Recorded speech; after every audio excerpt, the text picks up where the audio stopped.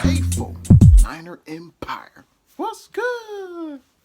You know who it is. It's your boy, Jay in the Bay. What made that Niners defense elite in our Super Bowl run? It was the pass rush.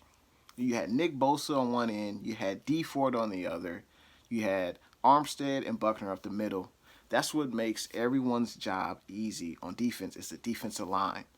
When the defensive line gets a pass rush, it makes the quarterback uneasy in the pocket. He doesn't feel comfortable. He may have to get off his spot in the pocket.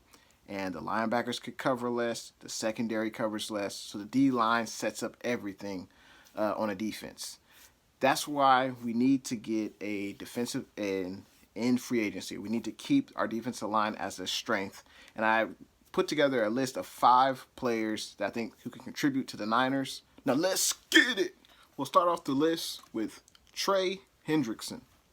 He played in 15 of 16 games last year in the 2020 season. He's only 26 years old. He's had the best year of his career. Last season, he had 13 and a half sacks. He hit the quarterback 25 times. I mean, when I watched the New Orleans Saints games, Hendrickson would just flash on the screen. You know, he was always in and around the quarterback on the opposite side of Cam Jordan, and they made a really good tandem. And Hendrickson would make a great fit for the Niners. Carl Lawson is next. He's 25 years old. He played in every game last season, so clearly he's a durable football player.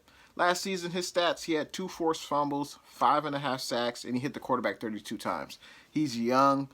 He could be primed for a multi-year contract, but the Niners should definitely look into Carl Lawson as an edge rushing specialist.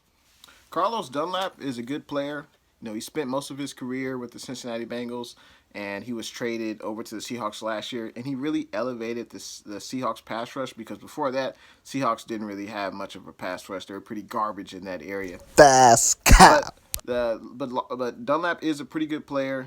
He's played in 6 seasons. He's played every game of that season, so he is a durable player, and he's averaged about 7 to 9 sacks each year of his career. He's been in the league for about 10 to 11 years. So Dunlap will be a good veteran presence to rush the passer, opposite of Nick Bosa. I was surprised to see that this next player is a free agent, and that's Justin Houston. He was, one of the better pass rushers with the Kansas City Chiefs a few years ago, and he signed on with the Indianapolis Colts, and he's played pretty well with the Colts. The last 2 seasons, he's had 19 sacks, and he's played in every game with the Colts. So, he's a veteran pass rusher. He's a 4-time Pro Bowler, 1-time All-Pro. Justin Houston can do it all. One of the better pass rushers easily of the last 15 years, and he could make his presence felt on the Niners' defensive front.